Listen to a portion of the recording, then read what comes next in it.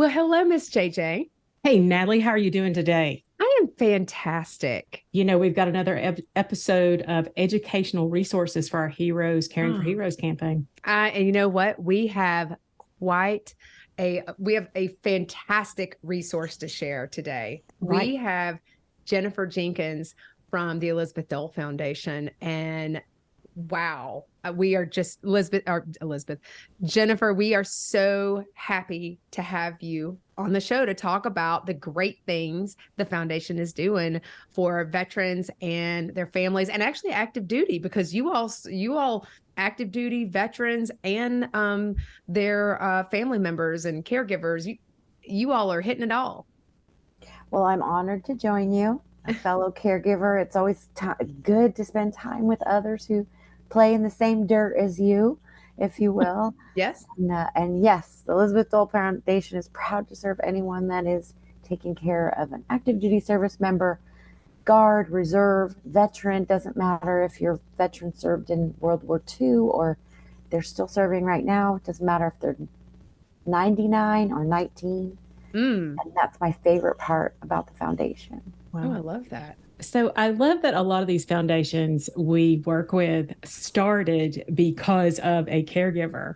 And the Elizabeth Dole Foundation started because Elizabeth Dole said, "Oh, by the way, I'm in this caregiving situation and I need help." Is that correct? It sure did. And most people see Senator Dole as the transformative cabinet member who's the reason why we wear seatbelts and have airbags and safe speed limits, or as the leader of the American Red Cross through the new understanding of AIDS and why we need to screen our blood and how important blood is in the national campaign to get people to give blood. But they don't think of her as the caregiver for a World War II veteran. Mm. Her husband, Senator Bob Dole, had significant disabilities from his time in service. He almost died in the mountains of Italy during World War II. And so she helped him in many ways during their marriage. But when he had a stroke, and spent 10 months at Walter Reed Army Medical Center, that's when Senator Dole really became a caregiver and got to spend time with other caregivers. And she realized that they needed a voice. Mm. So when did the foundation give us a little bit of history? Put some color around the history of the foundation. Yeah, so in 2012, Mhm. the Elizabeth Dole Foundation launched our first class of fellows. So fellows who are caregivers, who live the life of caring for a wounded, ill, or injured service member or veteran. Mhm. And their purpose was to come together and say, these are the issues we're facing. We need support in this way financially, we need education, or we need awareness. And she did something really critical. This is what smart people do. They gather data, right? Because you can have the most compelling plea in the world, but if you don't have some numbers to put with it, you're not going to get the attention that you need. So she gathered together some organizations like Wounded Warrior Project and said, hey, we need a survey done to find out who are these military caregivers. The public at the time had the thought in their mind that it's a young spouse, maybe, she has a couple of kids and her veteran has served in combat, got shot or stepped up on an IED. But the reality was a lot different. And that's what that initial survey came back in 2014. It took a couple years to gather all the data. And that's when Senator Dole was able to say, listen, there are 5.5 million of these caregivers. Who knew? Right. And that's old data. So it's not Yeah. even, that's not 2023. I'm sure there's a lot more by now. There is another survey underway right now. Yeah. It's actually going to also include the children of those caregivers and the effects that caregiving has had on them. I'm really excited to see that data when it's finished. It's nearly done. So you may have to have us back on the podcast to talk about We would that. love that. Absolutely. But Absolutely. since that time, Senator Dole has brought on a fellows class every year because every caregiving experience, as you guys know, is unique and individual and represents a different subset of the population. And she gives those caregiver fellows an opportunity to talk to the nationally elected leaders, to corporate and nonprofit leaders. And I myself had the honor of being a fellow in 2014 because I am a caregiver. Well, we can totally relate to your caregiving. May not be military, but there is one thing that is universal. And I think that's the biggest thing that we wanted to say is in the sense of, as we're doing this series, caregiving does not discriminate. And it, we all have our own past experiences where we're going to experience caregiving a little bit differently, and military and the life, living that military life, and what happened that puts you into caregiving for military versus what put it in for me and my husband as cancer versus us and our mom, Parkinson's. But there is a common thread in that sense of thoughts and feelings at times, and feeling like we're not doing enough, maybe we're not strong enough.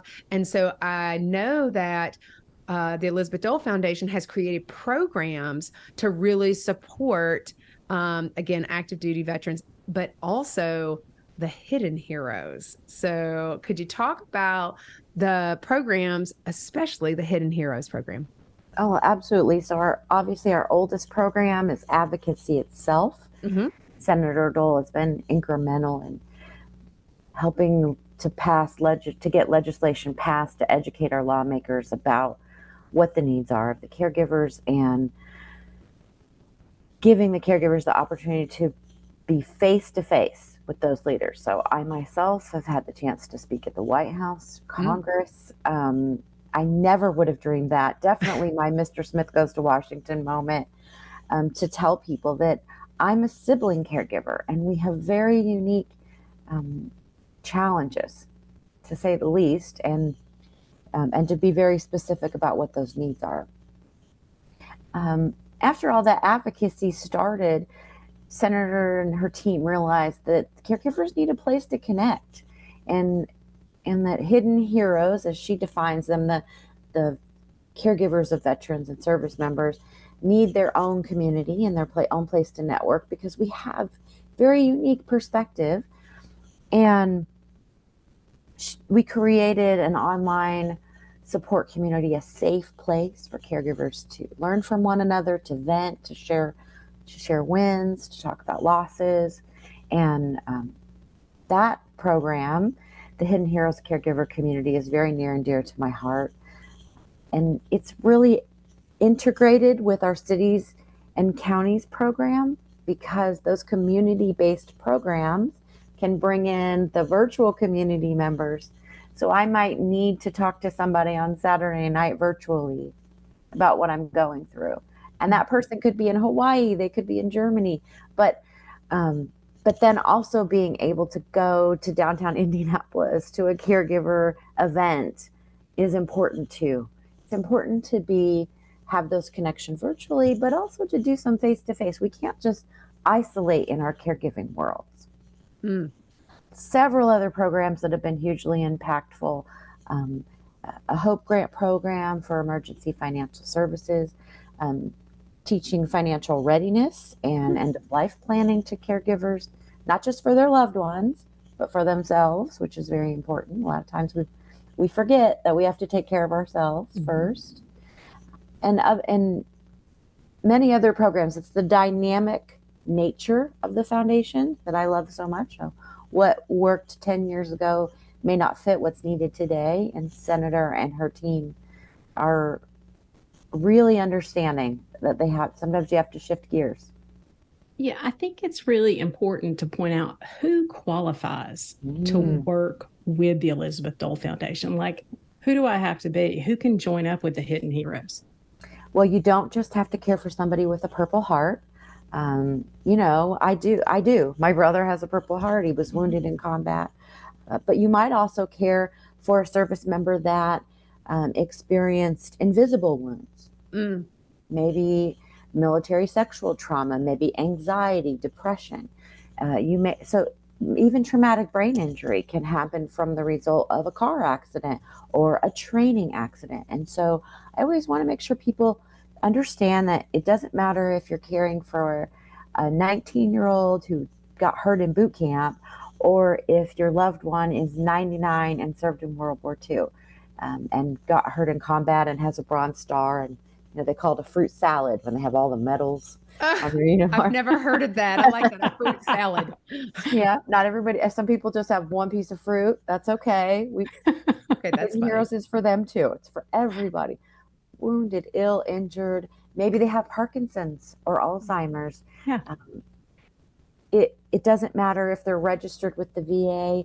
If they're not registered, that's irrelevant. And Okay. what really matters is that you have a relationship with someone who served and you help provide care for them. I think that's really important, because I think as civilians, and this was something that I learned probably a month or two ago. I heard a panel interview with individuals who are other nonprofit organizations who were providing supports, and they talked about whether you're registered with the VA or not. And so I think those, as a civilian, as we're wanting to help individuals, because I've said it on the other ones, I don't know anyone who doesn't know someone who has served. And if you don't, it's kind of odd to me. I'm like, what rock have you been living under? Or do you need more friends? And so, and that's okay. Because I think everybody should have friends, but we have a lot of individuals who have served, who are both active duty or veterans themselves. And typically, if we hear someone who needs help, our basic human nature is, well, how can I help? And so I think, we had something similar happen where somebody had said, hey, I served this individual. It's a chiropractor. And, we were worried he was going to, not going to have housing. And so we talked about what are the different supports out there. And I know we're talking about caregivers, but it's like, how can we as civilians support our military caregivers to support those active duty or veterans, et cetera. So I think that's really, really important. And I think that you hit on something really big. Like, you need to have friends in this. Whether you're caring for a civilian or you're caring for a veteran, you need to have caregiver friends who understand what burnout looks like, but who also understand how impactful education and inspiration can be in turning around your mental and physical wellness as a caregiver. I'm really proud of a program at the foundation called C3, which is Caregiver Community Connection. So they bring in experts, whether it's talking about food insecurity and how you can find resources for that, or ways to find more affordable housing, or something like yoga or meditation or mindfulness. So that C3 program has been really great for caregivers in our community. And every time you participate in something like that, you're giving yourself the opportunity to make friends. Yeah. Well, it looks like the Elizabeth Dole Foundation, you guys work with other organizations as well. And when you look at your website, I know you work with Wounded Warrior Project. It seems like I saw them on there, but you have a lot of things out there. You do respite. You do health and wellness, like you mentioned, and then you do have the peer support. If people are looking for that, how do they get involved? Is there you go to the website? Do I call someone? How do I do that, Jennifer? Yes, go to hiddenheroes.org. That's where you start. That's where you start it all. You can click find help. And I love the very first line. It says, you don't have to do this alone. Okay. And not only do you not have to, don't do this alone. That was my problem. I tried to do this alone for 10 years, and it was the biggest mistake of my life, because I got burned out and then I didn't know where to find resources. So go to hiddenheroes.org, click the button to sign up. It says join our community. Just sign up, and that will give you access to the online community, to all the virtual programs. Once we have your email and your zip code, then you get invited to anything local that's happening for you. And there's all kinds of other things that you can learn about, whether it's advocacy, legislation that's coming up, or resources, with partners, with states, with communities. I didn't know that there were so many resources out there. I just needed somebody to help me find them. Right. Now, as civilians, what can we do to help? I like that too. So civilians can register as well. You can sign up for the newsletter on the website and learn all the different things that the foundation is doing. And there are many public facing offerings, which I think is great because I learn a lot from caregivers in the civilian world. And I hope that civilian caregivers learn from me as well. I think it's important that we do things together. Are there ways that we can help? Oh, I like that too. Yeah. We want to help, Jennifer. Like, how can we help? How can we serve? So network online. Remember your friends and families and neighbors. This is the big one. Okay. I know so many caregivers of civilians. My little boy has a condition, a medical condition he was born with, and I've been able to meet a lot of other moms and dads at the clinics. But caregiving in the military environment, you're sometimes really in a silo. You go to the VA, you don't know anybody there, you don't know anybody in your neighborhood or your schools. And it's important that your neighbors can understand what you're going through. Something as simple as saying, I see my neighbor taking her brother to the VA 2, 3, 4 times a week. And it seems like it's every Wednesday. And Wednesday is when the trash cans need to come off the curb. So the HOA doesn't send a letter. I'm going to offer to pull those trash cans up for her. Just that tiny, tiny little gesture can make such a difference. It does. Other little things like that. And you know who the veterans are in your neighborhood. You see the flag. If they're a Marine, they've got the hat on. I'm saying that because my son's a Marine. So, we know Semper Fi. That's right. You have to say United States Marine Corps. You have to say the whole thing. But so stop by when you're walking your dog and just say, hey, first, thank you to your whole family for your service, because everybody serves in a military family. And second, we want to help you. Can we mow your grass once a month? Or when do you get your groceries? We'll help carry them in for you. Little tiny things like that right in our neighborhood are how we start making the difference. And then you can say, listen, I found out about this great thing called Hidden Heroes. And you can send them to Hidden Heroes. Also, you can share it. You guys have wonderful social media. Thank you. We're connected. So, if I show up in your top followers list now, you know why. Yay! We want you to be. But sharing the Hidden Heroes with your followers on social media is really important too, because you don't know, your high school friend might be married to an Army veteran and she might really need to connect to other spouses. Right. Yeah, I would agree with that. And I think, it's interesting. I literally was just at another organization that we're featuring, Healing Strides. And like I said, a young lady, Casey, is one of our guest confessors. And she talked about the impact that, those non-traditional therapies have really helped her and her husband as they transitioned out of the military, and with him having a disability, but an injury.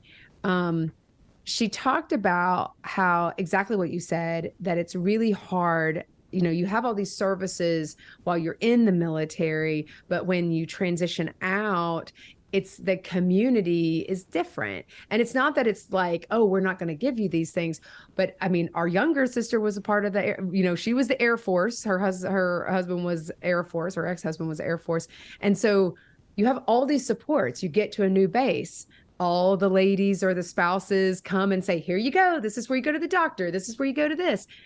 But then when you transition out, it's a little bit, not only do you have a loss with that transition, you have a loss like it is, but you also are losing your community because you're out in the civilian world.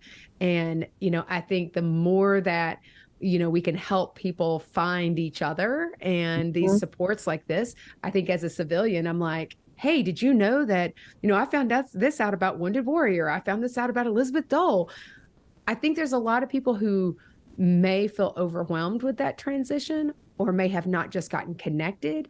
And that could be one of the kindest things that you do, exactly what you said. Hey, we've got this available. Did you know this? And they say no. And you're like, hey, let me help connect you. Well, and the other thing about our military and their families is they're really good at being strong. Yeah. You have to endure deployments or injuries and separation. And it becomes against your grain to ask for help. Yes.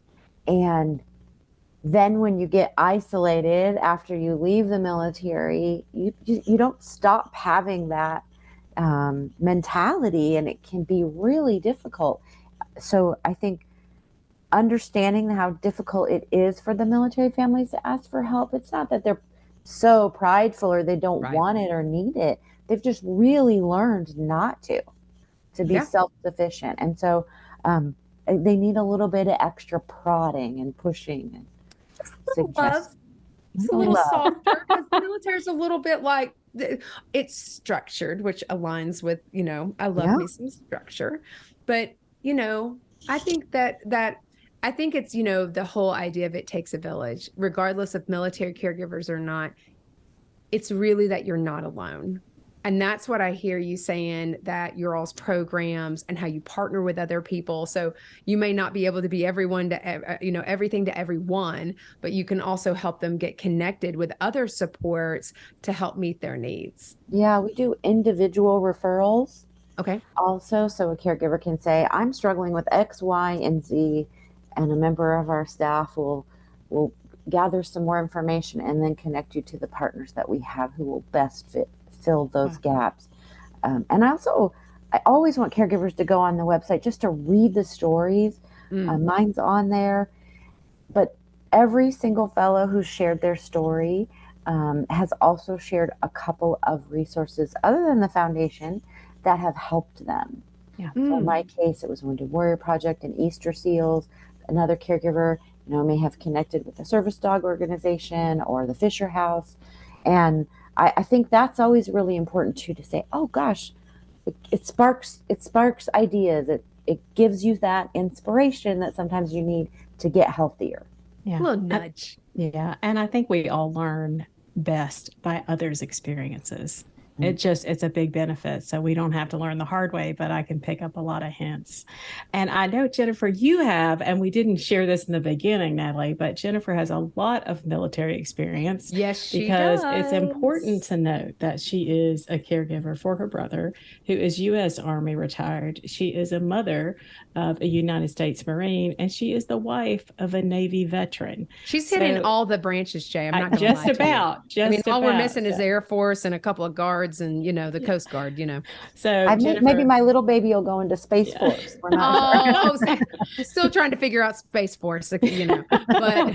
But we appreciate, again, the little things that we all need to be saying, but we appreciate your service as a caregiver for that entire military family. So I'm not sure how you all have dinner together, because you've got, all the acronym jokes. I think we all know the acronym jokes. So between the Navy and the Marines, especially. So much. Yeah. I've got a friend who's a Marine, and he was on a Navy ship, and anybody who's listened to this who's military connected will be like, oh, I know that acronym. And so I also have an officer and enlisted, and that's a whole other thing. Oh my gosh. Goodness. But this is about, that's the thing though, and this is what we've just enjoyed and been blessed by this series so much, and learning about the organizations and learning about the military culture and learning about how we as civilians can come alongside and support both active duty and our veterans and their caregivers, and whether they need active care now. I think anybody would say, I think any of our individuals serving say that if they have a spouse partner, their spouse partner cares for them so they can serve. And that's the truth. And so, everyone today that serves in the military volunteered. They enlisted, they volunteered themselves, but their family got drafted. That's the truth, girl. Well, oh my gosh. Jennifer, thank you for being drafted by everyone in your family. We appreciate it. And we appreciate the Elizabeth Dole Foundation and all that you do. We will make sure that for all of our listeners, All of the links are in all of our social media, and we're going to share it. We know everybody out there will share all the information because the resources are phenomenal. Absolutely. And the stories are also great. So we cannot get enough resources out. Thank you, Jennifer. Thank you both so much. All right, guys, thank you for listening in, and we hope you've enjoyed this educational podcast. Find out more information, you can go to the elizabethdolefoundation.org, and you can also do Hidden Heroes. You can find out more about Hidden Heroes on the elizabethdolefoundation.org website. Thanks so much.